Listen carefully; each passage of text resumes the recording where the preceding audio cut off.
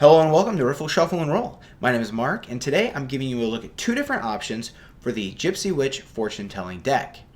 This deck came out in the very early 1900s, right around 1903, and not only is it a system that can be used for telling fortunes or for doing readings, but it is also still just a traditional 52 card deck. One of these decks is produced by Bicycle, and the other is produced by US Game Systems. So there are some pretty significant differences in the features of the deck and how they're made. Let's go ahead and get to the table and see what they're all about. So here we have the two different versions of the Gypsy Witch fortune-telling deck. Here on the left, we have the deck from US Game Systems, and on the right, we have Bicycle. Both of these are a lot alike, but we're going to check out the main differences between them. And just looking at the back of the box gives you a clue at how they're going to be different. Right out of the box, when handling the cards, you're going to be able to tell that the Italian-made Gypsy Witch deck from US Game System is much heavier, and it's a plastic-coated cardstock. Here's the back of the deck. The Bicycle cards are, of course, their classic air cushion finish. Feels just like any other Bicycle deck. As far as the actual card face design goes, you can tell that the US Game System has a much more flourishing on their aces, and they put the actual type of playing card up in the top left corner with a bigger picture for the fortune telling aspect of the card. We also have the text is a little smaller here on the US Game System card. The Bicycle card makes the cards look more like a playing card, so the pips and the ranks are in the top and bottom corners. They do have larger print, easier to read, but I think you'll see the pictures aren't typically as big. So more flourishing on the aces. Let's go ahead and look at the two of spades just to compare.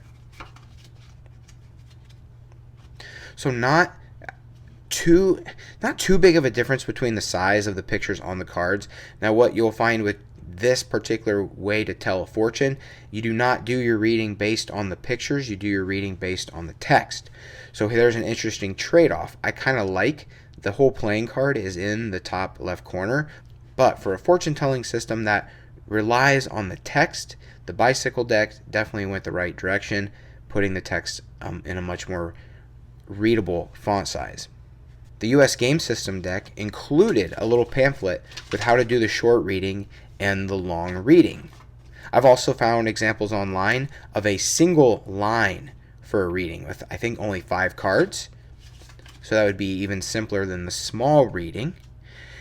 But the Bicycle version only included a QR code for you to access the rules or the instructions for how to do the small, the short and long reading online on their website. So for convenience, the US Game Systems definitely wins that one. And much like in Bicycle fashion, they have only included 2 jokers, so a main joker and an extra. And then they have their advertisement card. But the US Game Systems, being a European deck, they have actually included 3 jokers. So I think the US Game Systems deck wins convenience for instructions on how to use the deck, as well as the inclusion of 3 jokers, which are used in a lot of games, especially rummy games that use wild cards. As far as playability goes, I personally like the US Game System deck better. I do, because the card is easily readable here up in the top left corner. So for most players, those who are right-handed, you'll be able to use this as a deck for games and still enjoy the fortune-telling aspects of the deck. And the inclusion of 3 jokers makes it a little more fun for me. And then, of course, the inclusion of a pamphlet for the instructions on how to do the fortune-telling I think is really nice. But the card quality, I always enjoy Bicycle's overall card quality. They have good pip sizes on these decks, and they made the fortunes more readable. Let's get into how to tell a fortune. This is the time in a lot of videos where you would see a sponsor. I do not have any sponsors, but instead I would like to take a second to ask you, if you're enjoying the video so far, to hit subscribe, ring the bell, and leave a thumbs up. And if you'd like to go the extra mile, leave a comment down below. All of those things help me out tremendously. Thank you so much, and let's get back to the Gypsy Witch fortune telling decks. First, you'll separate cards number 19 and 18 from the deck, and you'll use the correct card based on whoever is getting their fortune told. So number 19 for a male, number 18 for a female. And that card will go in the center of the layout. So we'll go ahead and use number 19 for this. Then you'll take the rest of the cards and one joker, and you will shuffle them up really good together. Before you begin the layout for the reading, the person who is getting their fortune told will make a silent wish. Then, with the joker in the deck, the fortune teller will flip cards and count out loud. 1, 2, 3, 4, 5, 6, 7. If the joker appears on an even number, the wish is likely to come true. And if it appears on an odd number, the wish is unlikely to come true. Once that step is done, you remove the joker. You will shuffle the cards again, give them a cut, and then you will begin the layout. What I'm going to do is the short reading, which is a small layout. The long reading uses all of the cards in the deck. So let's go ahead and get that layout set up. And here's the layout for the short reading. The rest of the cards are just placed off to the side. So in the center we have the card representing the person getting their fortune told, and then directly around them is 8 cards turned face up, and then outside of that is another ring of 8 cards turned face up. The inner cards represent that person's destiny, and the outer cards represent the outside forces trying to affect that person. The nearness of the cards is relevant, and the proximity of the cards to each other is relevant.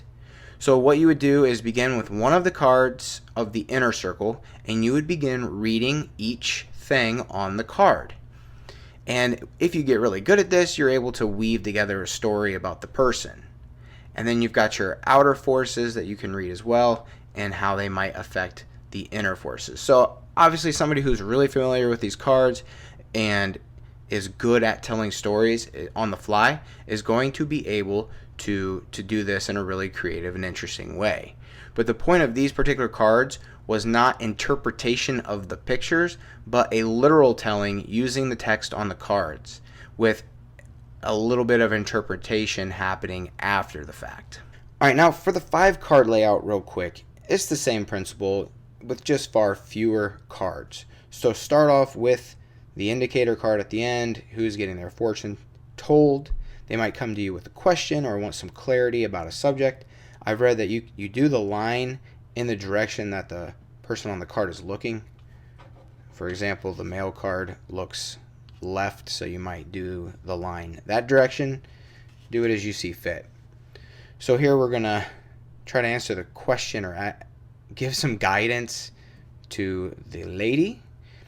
And what you would do is look at each card in pairs. So you would look at here number 38 along with number 5.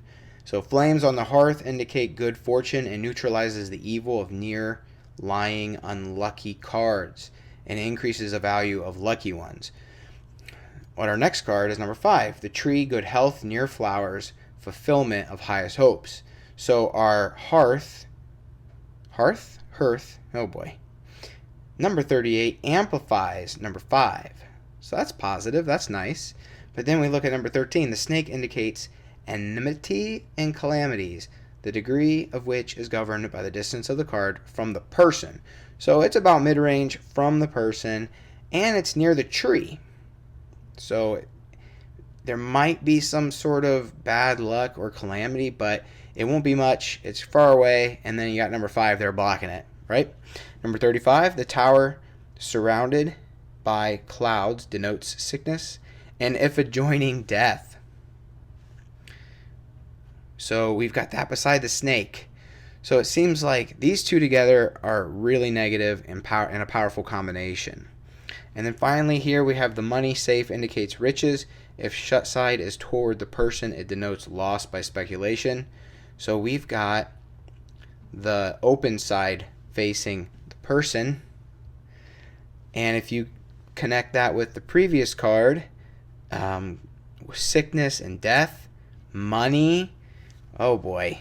So we've got good luck and health, followed by a sickness and possibly death, followed by money. That's a very foreboding fortune. I think this is a cool story generating system. And that was a quick look at the Gypsy Witch fortune telling system. Now, for me, I am looking at this more as a novelty. I'm not really big into tarot reading or fortune telling or things like that. I think it's interesting, and I really wanted to have this example in my collection. I think they are definitely a conversation piece, and the fact that you can still use them for any traditional card game that uses a standard deck of cards really makes them special to me. I can't wait to get them out the next time I'm with my card group just to see what they have to say. Now, as far as game design implications, I haven't really thought too much about how to use the little snippets on each card or how to use the images in game design. It would be kind of fun to mess around with that, but then you're also asking people to buy this proprietary deck in order to play those games. So I don't know if I'll explore that avenue or not, but the opportunity is still there if that's something that interests you. Hey, thank you so much for watching. Stay tuned for more. I will have at least one video a month, if not more, if I'm able to do so. And until then, keep on playing.